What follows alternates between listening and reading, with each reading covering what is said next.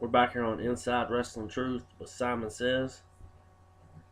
He's back tonight for part two of his interview, and we're gonna try to get a little dirt out of Simon tonight. Simon, how have you been since the last time I talked to you, and where are you currently in the wrestling business? Currently, I'm not working with anybody right now. Uh, just different opinions, different beliefs, and people, and different people. As far as I was last time we talked, I was doing good things for D1W. I was working for IWA. I was still working for Coliseum. Uh, and to be honest with you, I'm not working for none three of those companies right there. None. Uh, Different opinions. It don't get you anywhere, really. You're better off just keeping your fucking mouth shut. Doing your job and going home. Are you a different Simon than you were a year ago when I interviewed you?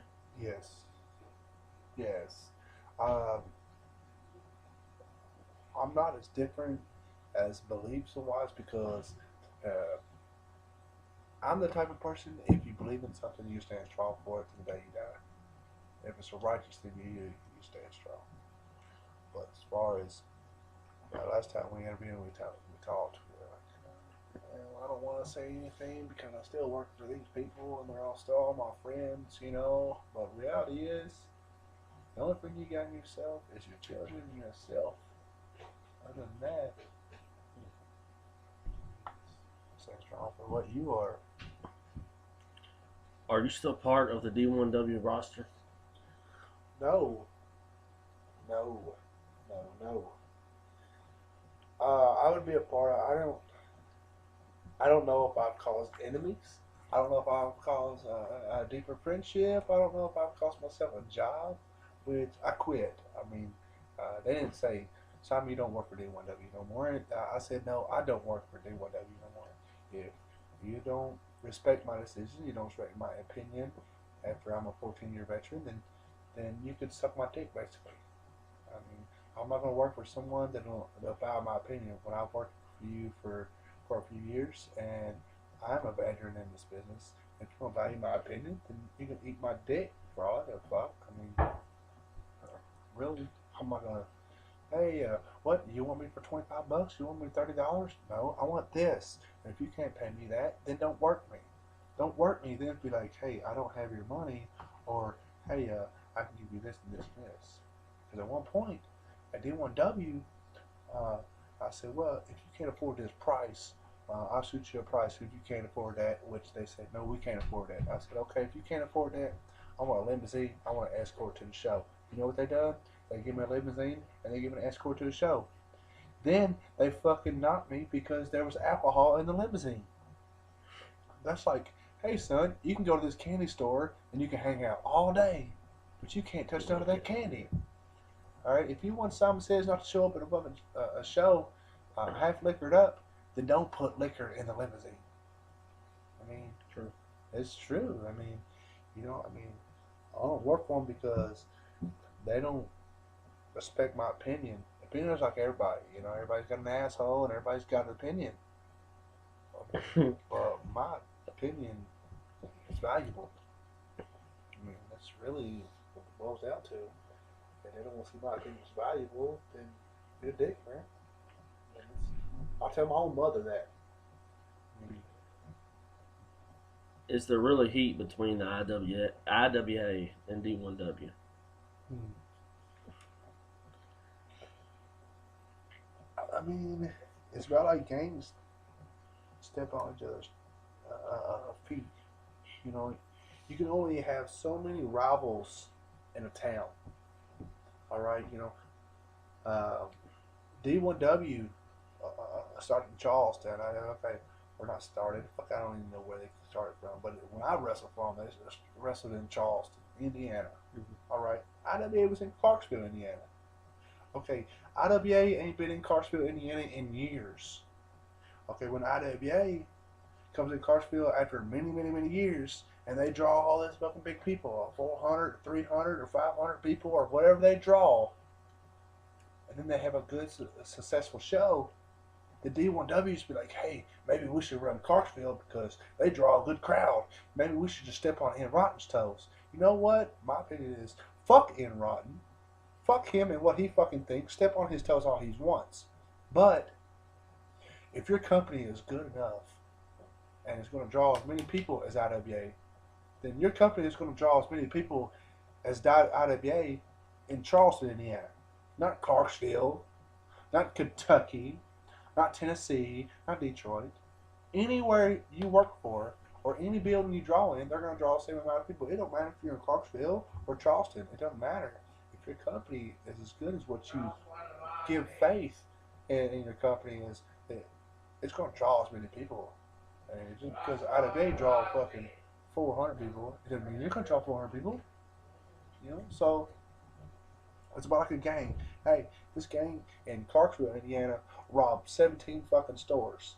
Do you think the gang in Charleston, Indiana is going to go from Charleston, Indiana to Clarksville, Indiana to rob 17 stores? No. They're going to stay in Charleston, Indiana because that's their fucking territory, man. You don't want to step in nobody's toes. Don't step on nobody's toes. The heat's a heat because Rick Brady's a fucking douchebag. Ian Rotten's a fucking douchebag. And when you get two douchebags trying to butt heads, hey, this is my territory, this is my territory, it don't make no difference. Because both of you are pieces of fucking shit. You don't give a fuck what the next motherfucker's opinion is about. It's all about yourself. You're not going to draw more people just because you go to the next town.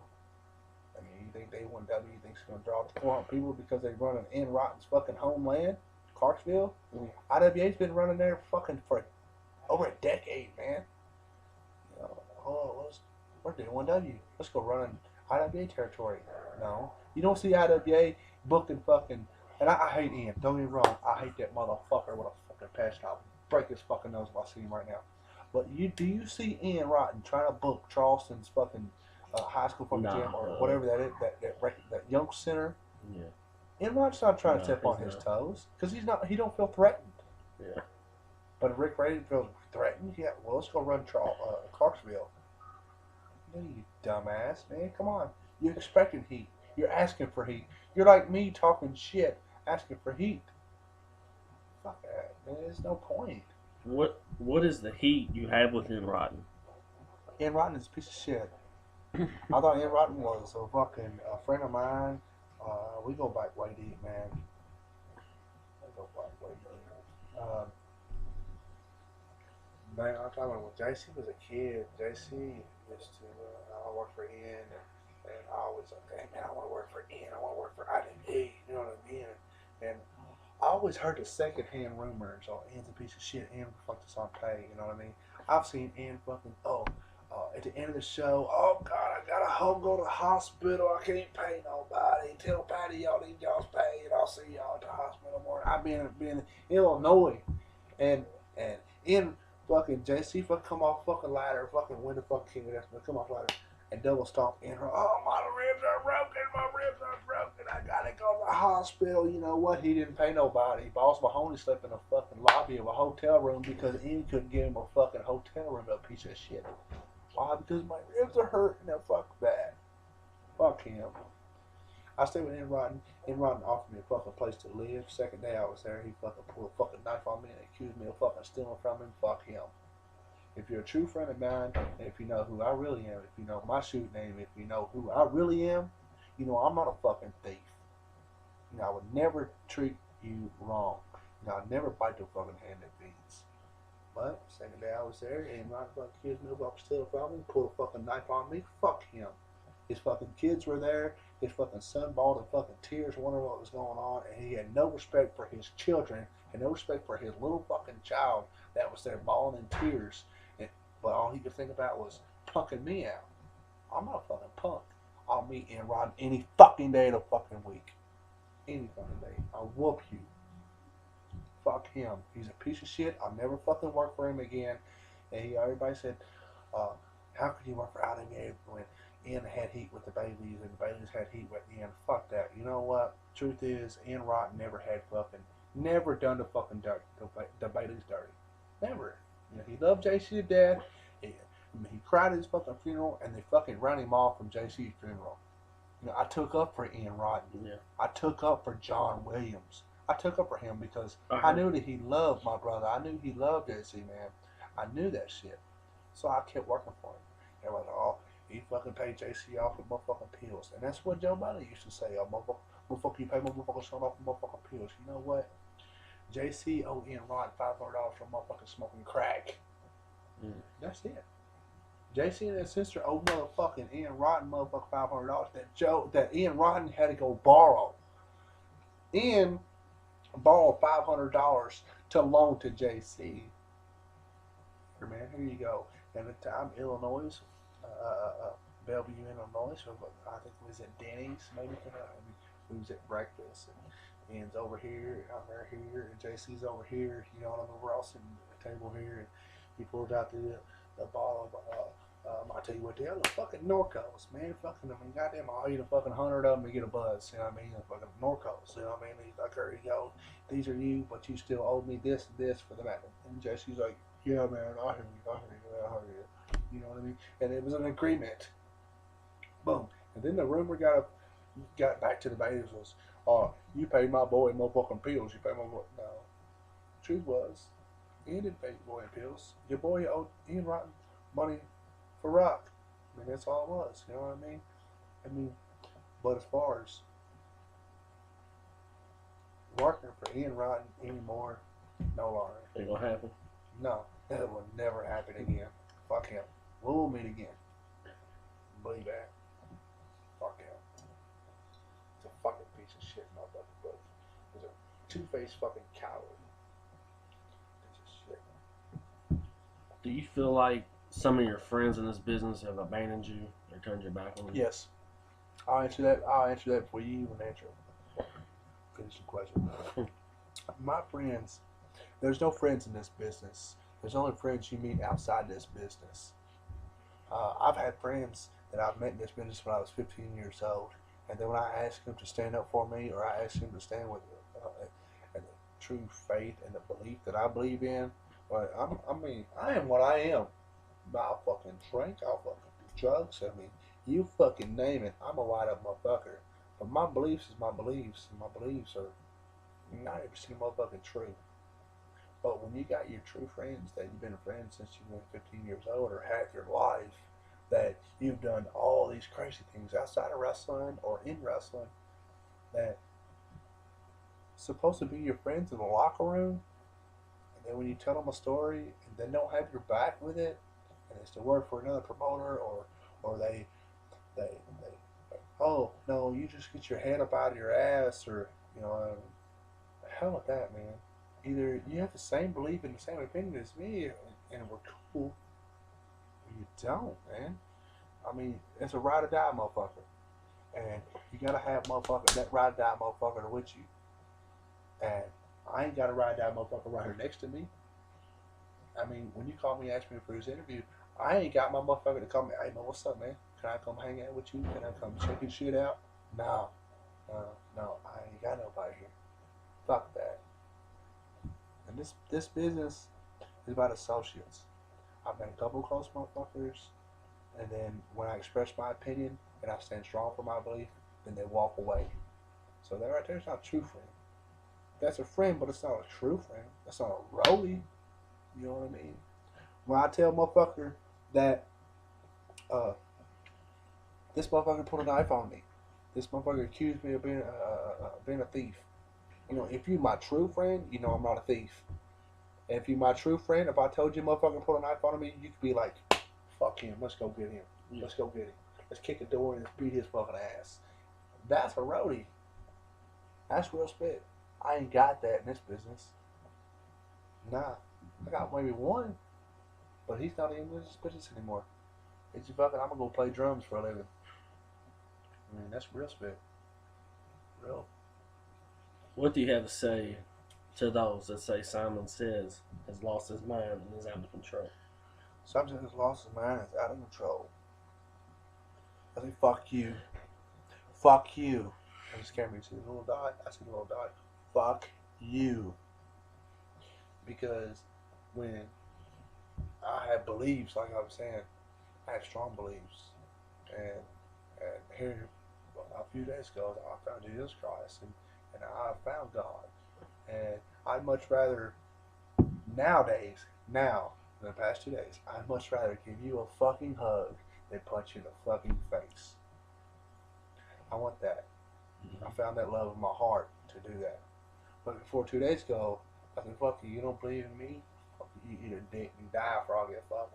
Fuck you, motherfuckers. I'll punch you in the face. I haven't lost control.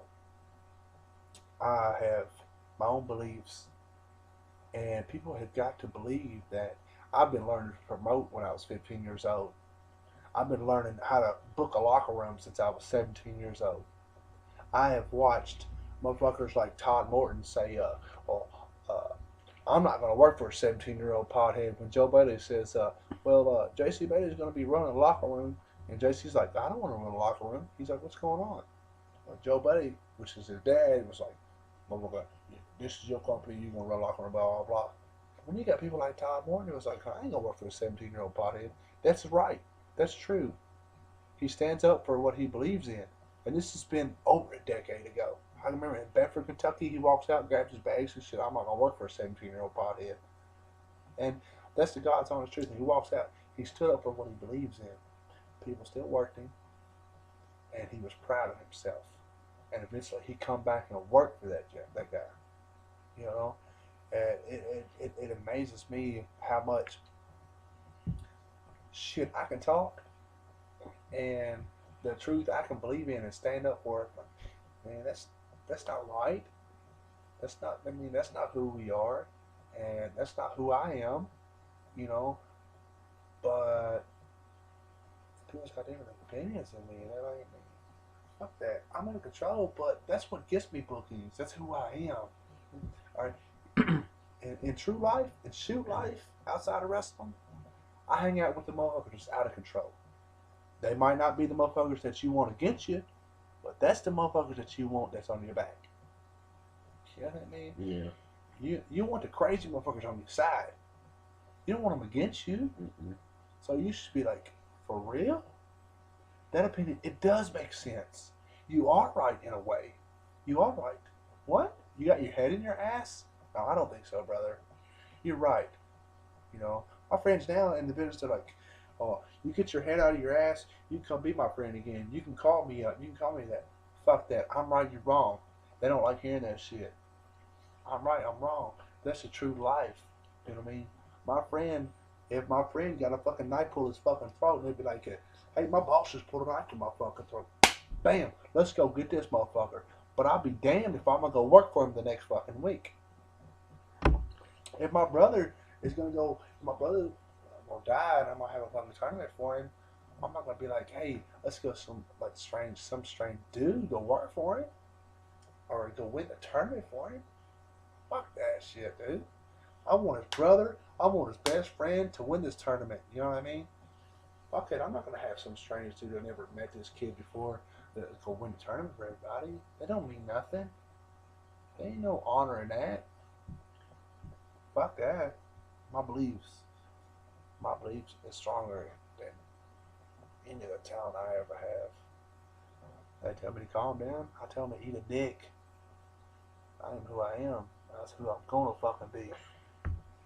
Today I'm in this fucking cold dirt. Alright, the next two questions are, I couldn't do the interview without asking you about J.C. Bailey, you know. Sure.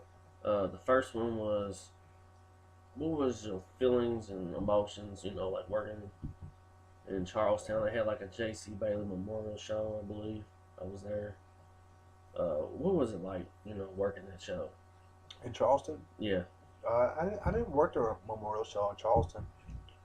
I worked at one in Indianapolis for IPW, and I worked one in Ohio for Ohio Hatchet. And the emotions in Indianapolis when I worked with Max Misery, because me and JC and Jason, which is AKA Max Misery, Jason Miles, was so deep. No one actually knew the relationship between me, Jason, and JC. And at worker wise or promoter wise.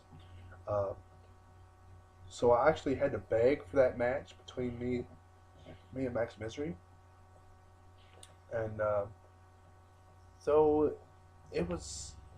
I, they actually had to beg me to wrestle that night anyway, you know. And when me and Jason had got in the ring, it was numb. It was numb. I think we had beat the dog fuck out of each other, man, and it was so numb. And he's one of the stiffest motherfuckers I've ever met in my life.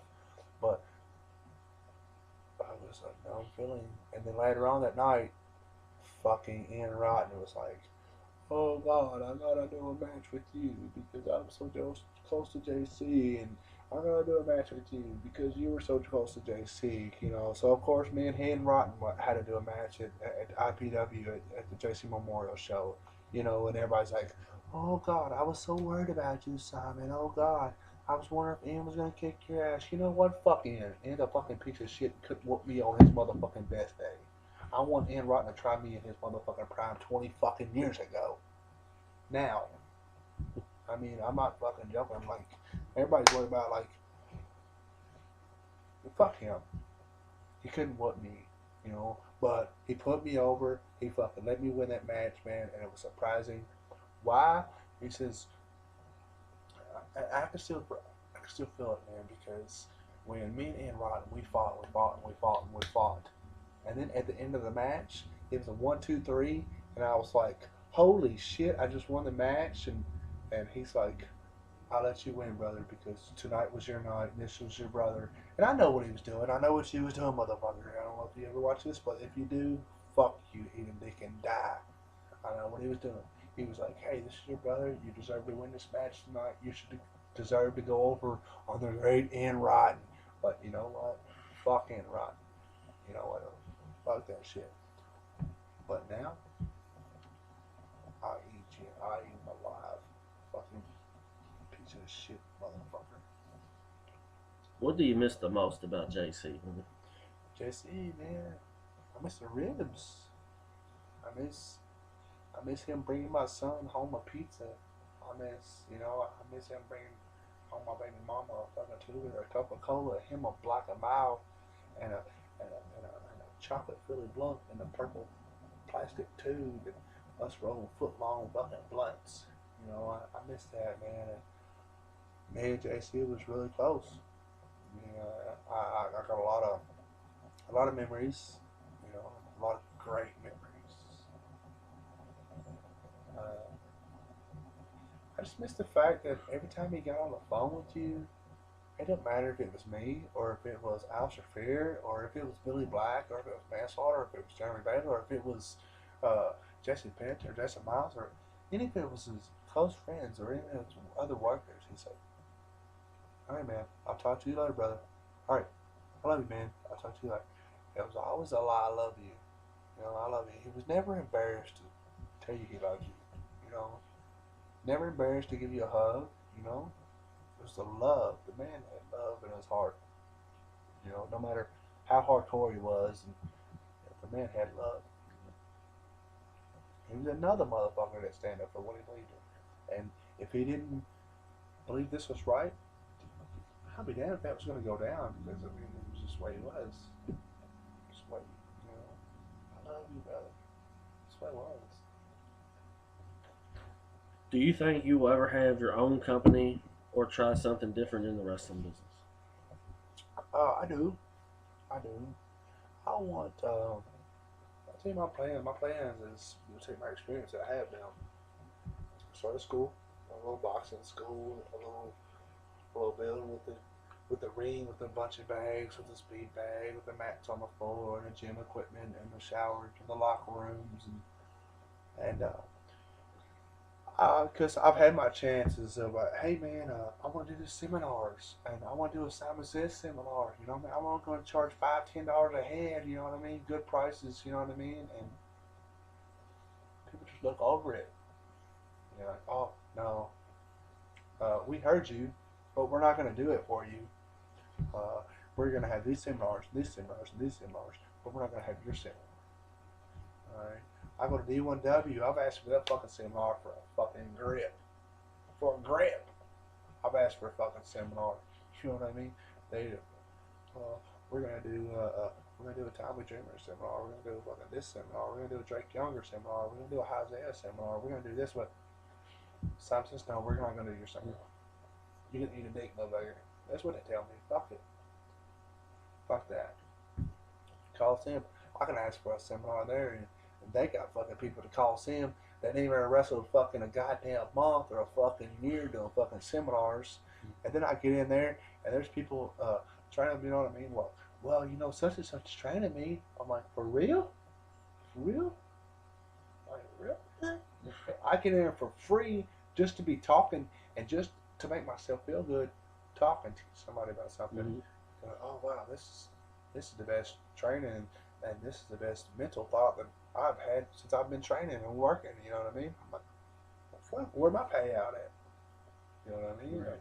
Everybody getting paid for all this fucking training and all this bullshit.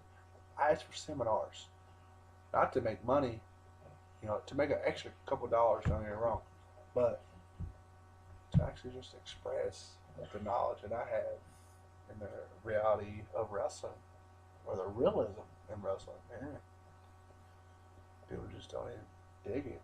Right. You don't want to book it and buck it, because this would be one of the best seminars you ever seen. Mm-hmm. Whatever.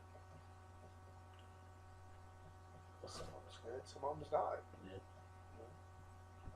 Who are some of the most overrated wrestlers, workers that you have seen in the indies right now? Oh, wow. Currently. Oh, wow. Let's see. Overrated. Let's see. I don't know, man. Let's see. There's a lot, dude. I swear to God, there's a lot, man. Like back in the day, BBW days, like, I thought Victor Bruiser was the shit, you know what I mean? And until I thought that he was innovative, you know what I mean? Our matches, I mean, I was a green guy. I wasn't green, but I was green, you know what I mean? I wrestled Victor Bruiser because I thought he was going to be a mentor and shit, but I mean, 30, 45-minute fucking matches that went on, and actually there was no psychology, there was no story. I watch videos now, and I'm thinking, do your garbage. Okay, you're a good wrestler, you're a good worker, you can throw good strikes, and you have psychology, but where was the psychology in this whole match? You know what I mean? There was no psychology. We beat the hell out of each other. Fucking Victor Bruiser. Let's ask me the question again. Who are some of the most overrated workers that you've seen in the indies? Oh, wow, man. Overrated. God damn, I'll be here all day. That's fine. Let's see. Micus, also the championship wrestling, man. Oh my God, he's good. I mean, he's good. He's decent. He's a great wrestler, but he's overrated. Everybody thinks he's the blah blah blah blah blah. Plus, my fucking Sebastian D1W. Blah blah blah blah blah. You're not that great, son. You're not that great for real. Oh, let's see. Lennox Norris. Oh man, you've been blah blah blah. Now you're going to Japan. You're doing this and you're doing that. Blah blah blah. You fucking suck. God damn it, I love your gimmick, you're a super fucking nice guy, but god damn it, you need talent. You need to bleed at least every once in a while. Let's see, man, fucking, oh my God, man. Let me just get fucking started here. Let me get my mind rolling. Man, I'm gonna tell you, there's so many pieces of shit in this fucking business, especially independent-wise, that think they're the fucking shit, and they have this fucking ego. It's a larger fucking life there, man. It's pathetic. You just want to smack the fuck out of people, man. You need to come in a size. Like me, I'm an egotistical motherfucker. Don't get me wrong. I don't have the body. I don't have the look. And I don't have the contract. But I have the talent, man. And when you have the body and you have the look, but you don't have the talent, that's when you're overrated. And you think you have the talent? Fucking bullshit, dude. I can sit here all day long. Name motherfuckers. Okay. Who are some guys that have turned their back on you in this business?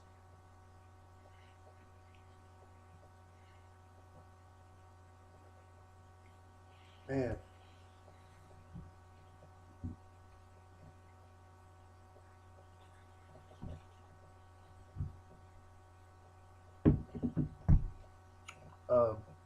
friends, my actually so-called friends, actually, you know, I just, I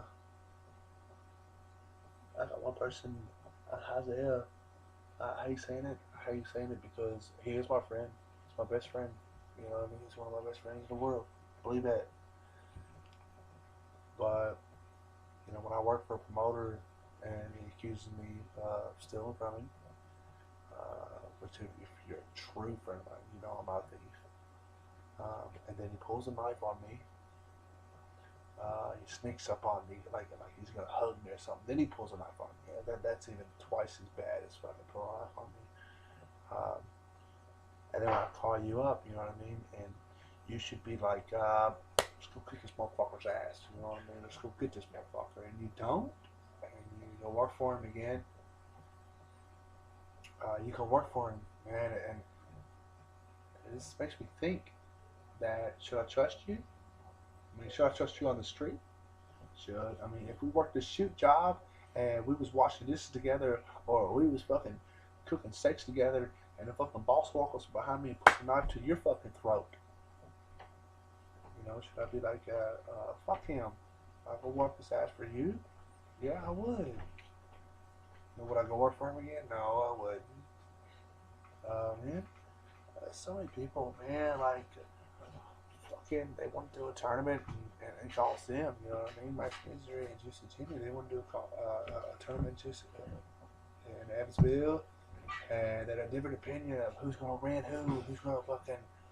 who's going to win the tournament, you know what I mean? If you're not close to JC, it's for JC Bailey, you know what I mean? If you're not close to JC, then don't win the fucking tournament. Don't have a fucking tournament that's going to fucking have a stranger that's going to win the fucking tournament. If I'm a gladiator, I'm not going to fucking be defeated if it's my fallen brother.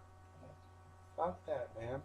And now, that's what I'm about. I'm about a different opinion. I'm different, man. If I got a different opinion, I'm going to stand strong with it. Period. And the other motherfuckers, they be stay strong with it too. You know? And get your head out of your ass. Get your ego out of your ass. You know what I mean? It's not my ego. It's my pride. It's shoot life. It's life. If I'm riding with a motherfucker and I say, hey, look, man, this motherfucker just pulled a motherfucking knife on me. You should be like, let's go get this motherfucker. But you're not? Then you're my dog, man. I'm a dog. Fuck that. If I say, hey, we're going to have this tournament for my fallen brother, but none of his fucking friends or his brother's going to win the motherfucker, what sense does that make? No. It don't make no sense. Fuck that. You don't believe in that? Eat a dick. Eat a dick. Outside of wrestling. I mean, if you didn't know my father's buried. I'm saying I'm going to do this benefit dance for my fucking father. All right? I'm going to do it. One of my friends is going to do it. Not some strange dude. Some strange guy that didn't even know my daddy will not throw a benefit dance for my daddy. It's just common sense. Mm-hmm. You know what I mean? He's not going to be like, well, I'm going to do the show for your daddy. I didn't even know him, but I know he done this. I know he done that. Okay, it don't make no sense, dude. I'm going to tell you to kick rocks. For real. It's bullshit. Can you remember any good locker room fights? Good locker room fights. Yes, sir, I can. Want me to tell you one? Yeah. I'm going to tell you one.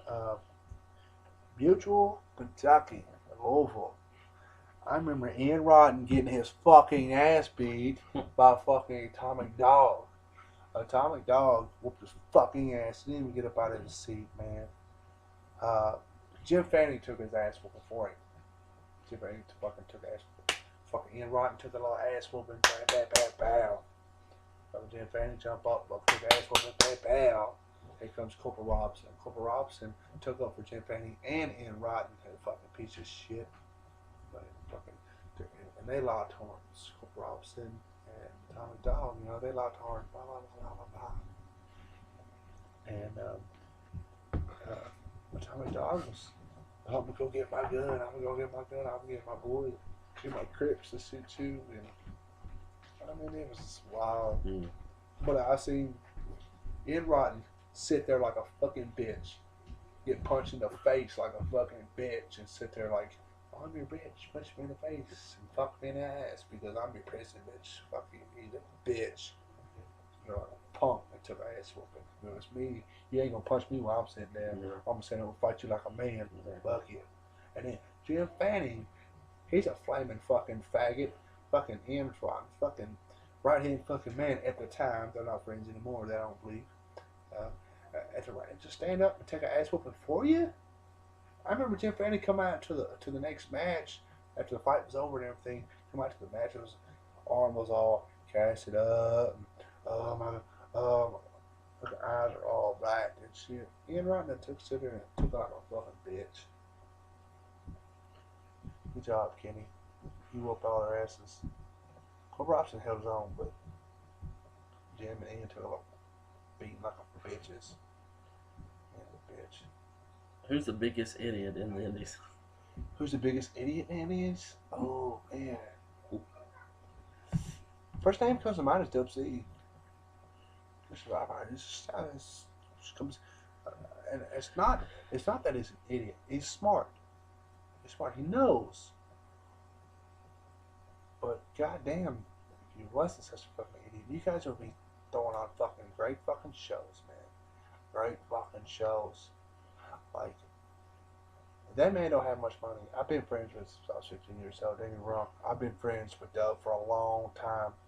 And yeah, I couldn't call him right now. Hey, let me call him on my phone right now. You think he'd answer?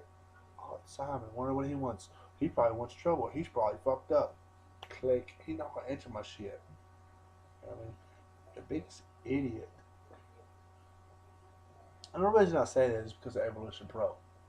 I mean, they're that promotion, that fucking, you know, you're a worker. You ain't got no better since we backyard wrestled since I was 15 years old. Now you're a promoter and you're a booker and you're all this other shit, but you can't even fucking work and fucking better than the past fucking 15 fucking years. Something's wrong with that. Biggest idiot, man. A lot of fucking idiots, dude. For real. I don't know. I made a lot of fucking idiots. Okay.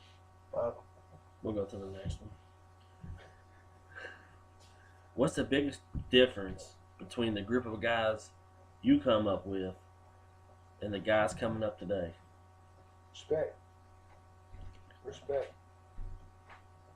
Go back in the day, we took ass whoopings. And we paid our dues. You know, I remember laying on the bottom of N Rotten for 10 minutes until him reverse it. I remember him dropping elbows on my fucking chest and say, hey, can you breathe? I'm like, yeah. You know, let's continue another 10 minutes while he slaps me in a sleeper hold. These guys now, they don't need to be, or they're not going to be proper trained. They don't know that, yes, sir, shake your hand, nice to meet you. I respect the veterans. I respect, you know, the people that pay their dues. In my opinion, now you just pay your way through training camp and it's over. You're done. You're a professional wrestler, and that's it. Fuck that, man.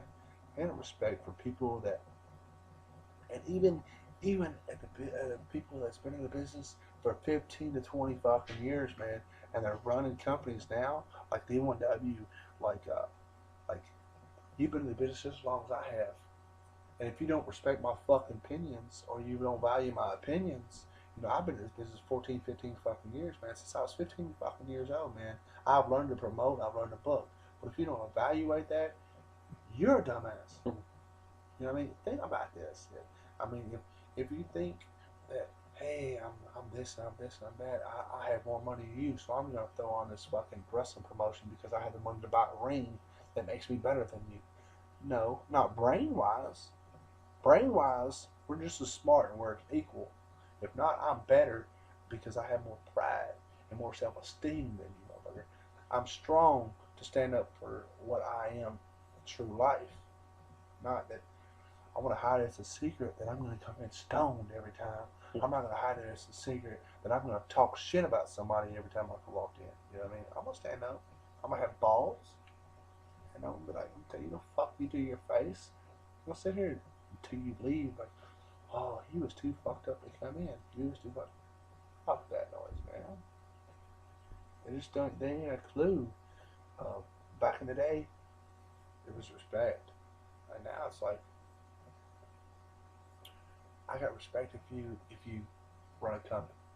If you don't run a company, motherfuckers ain't got respect for you anymore. That's bullshit. That's dumb. It's not right. Money, politics. What guys from D1W do you dislike? Oh man, you're a heat seeker, fucker. You're a heat seeker, some bitch. Oh man.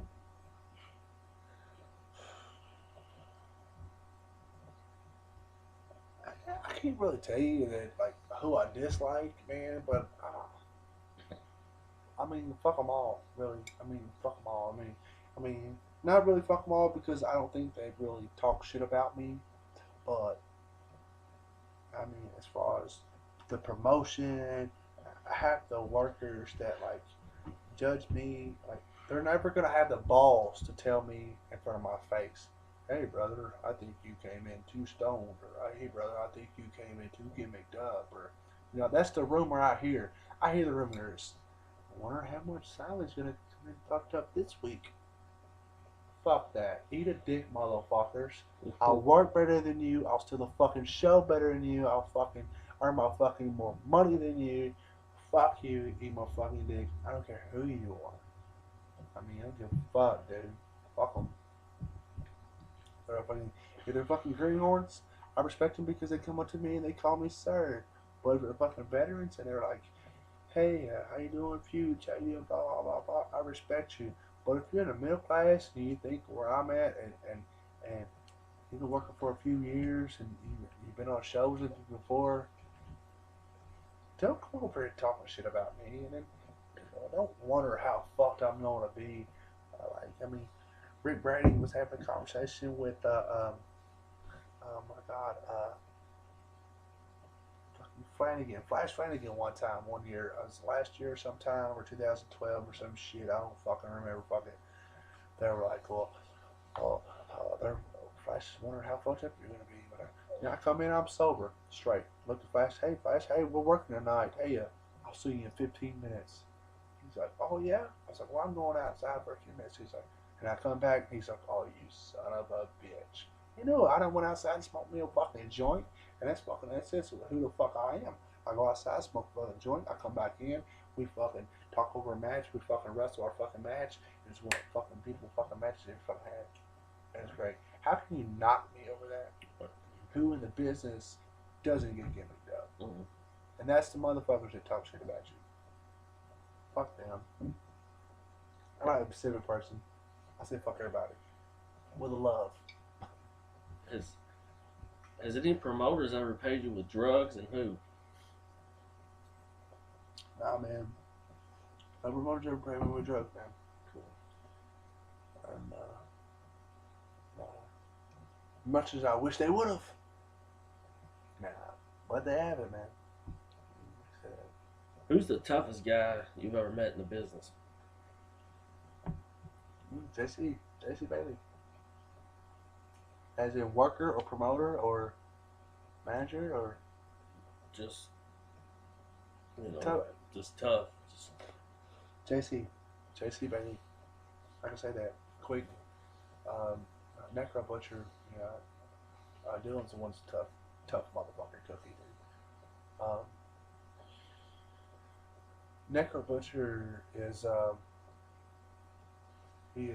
don't know how he'll feel about this, but he is that white trash that don't give a fuck that I'm gonna sacrifice myself to make myself something because myself is nothing. If you can feel that, if it's a chapter 13, you can feel that. Whatever. But and JC was like, I'm gonna fucking shoot syringes through my cheeks because I'm nothing to make myself something. It's the toughest motherfucker I ever met was JC, man. It's crazy. What's been your biggest letdown in the business? Friends. Because in this business, you always meet people. And you're like, hey man, I think you're cool. Yeah. I'll see you next month. But then the time that you've been working with these motherfuckers since you was 15 years old. And then they let you down 15 years later. That's a big letdown. Because when you're on top of your fucking game and everything's going well and everything's going smooth, and then that one fucking disopinion or that one fucking disagreement, and they want to take it all to heart, and you like, it's like, oh man, it's just a different opinion. Then they tell you to get your shit together and tell you you're a fucking stupid in the fucking head. That's not a friend. That's not a friend. A friend calls you every day. A friend calls you every weekend. Hey brother, you want to hang out? They don't call you once a month. They don't call you twice a month. Hey brother, you going to go to the show this weekend? You want to hang out after the show? No, they call you every fucking day in the middle of the night. Hey, what are you doing? You want to leave this chick? You want to be with this chick? Or you want to get this job? Or you not need to fucking do this job? Or you need to do this? And, that's a fucking friend. Hey man, how are your kids doing? That's a friend, man. There's not one in this fucking business. Not one. Believe that. What's your favorite pro wrestling moment as a fan? Oh man. Shawn Michaels. Back when I was about 11, 12 years old, man. He done the old thing in the middle of the ring and he passed out. Oh. Yeah. What's talking about that? The brain injury, remember it? Overall. Yes. Yeah. When that day come, when he passed out, when he had a brain cancer or whatever. I don't remember. Some type of his fucking brain or some shit, man. I was like, man, I want to be a wrestler.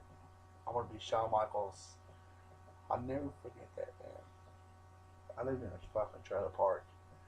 I was a kid, man. And I remember I wanted to be Shawn Michaels.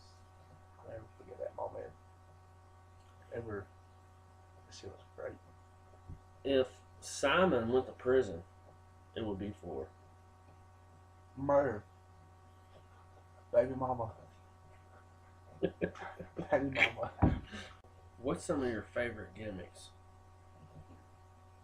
As in drugs or costumes? Drugs. Drugs? Mm-hmm. Shit, man. I'll tell you what, pain pills gotta be number one. Pain pills come along when I was about 18, man. And thank you for your assistance. And beer. You bought ice. No, man. When I was about 18, that's when actually the pain of wrestling really came in, because I wrestled for a year already. From 17, I wrestled at Corden, Indiana, and Evansville, and I wrestled for a Coliseum. So my body was already into pain, and I was already into experimenting with pot, and pain pills, and alcohol. So it didn't matter.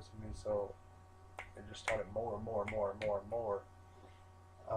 Man, I've tried everything. I've tried cocaine, I've tried alcohol, I've tried marijuana, I've tried pills. You know what I mean? And one of my favorite gimmicks, really, I've tried mushrooms.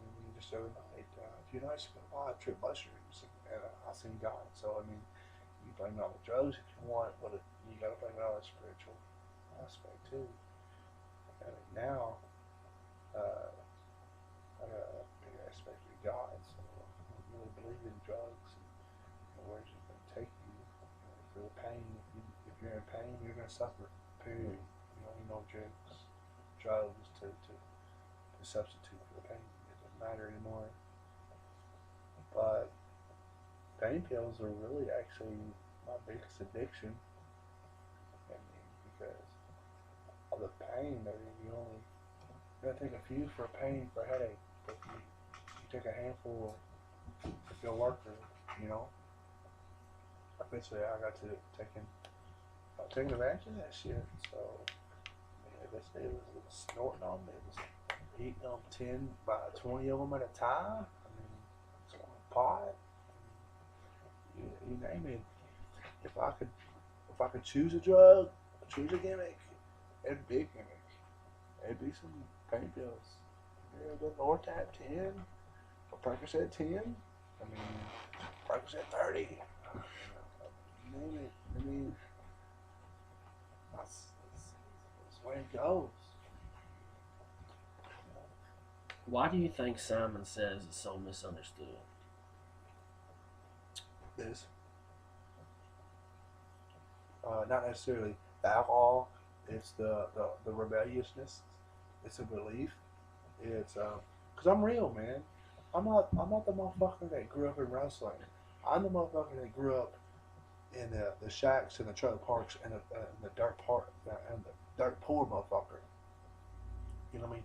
I fought hard and I worked hard for what I've had. You know, I worked hard. It's not that the rich motherfucker give it to me. You know what I mean? It's not. I had $1,000 to go to wrestling camp and to earn to pay my way through wrestling camp. I had to earn and fight my way through it. Um, I'm a bipolar motherfucker. You know what I mean? And if you know anything about wrestling, your bipolar motherfuckers are the best wrestlers out there. I mean, look at Chris Benoit. That motherfucker killed his fucking family, and he was one of the best fucking wrestlers out there in the world. And not saying it's okay to kill your family. I'm just saying that your best workers out there are mentally deranged. And I myself, I'm a good dude. I mean, I got a good heart. I mean, I got good beliefs, but I'm a fucked up individual. But your most fucked up individuals is your best workers out there. And most motherfuckers just don't get it. I mean, why am I who I am? It's because of my father. My father taught me to stand strong for what I believe in. And if motherfuckers don't believe in whatever that you believe in, tell them to eat a dick and kick rocks. So that's what I do. You don't believe in what I believe in, then kick rocks and eat a dick. What?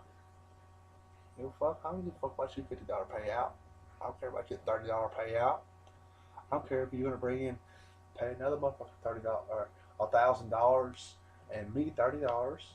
If you're gonna pay this motherfucker $1,000 to come in and he's only gonna draw you 100 fucking people, then go pay him $1,000 and draw in 30 people. Kick rocks, dog. I don't need you.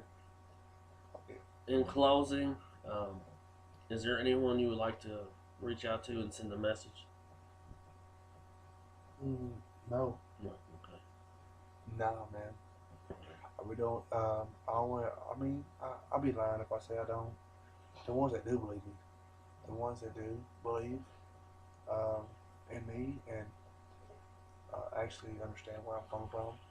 I mean, I talk with wrestling as I do in real life. If I work at a shoot job, I feel the same amount of respect as in a shoot job that I do professional wrestling. Except I don't go to my shoot job and I bleed buckets, and I don't break my bones, and I don't bump on hard concrete, or I don't bump on this, and I don't do these amazing things to impress people. But I'm gonna let you know my same opinion. I'm gonna let you know that I'm not gonna back down for what I believe in. But people are gonna believe whatever they believe. It doesn't matter who you work for, how much you work for them. I don't know, man. That's like, fuck. I mean, it's like if they don't want to be your friend, fuck them. If they don't want to be your boss, fuck them. If you don't want to work for them, fuck them. If you don't want to be their friend, fuck them. You know. Um, the business is great. I love the wrestling business. I love the gimmicks. I love the money that we can make. I love the promoters that we work for. I've met a lot of friends, and I've met a lot of people that I love. I love half the people in this business, and the other people I despise. But if this business is about hatred and judging people, I won't have it no more. All right. Thanks again, man. Thank you. Thank you.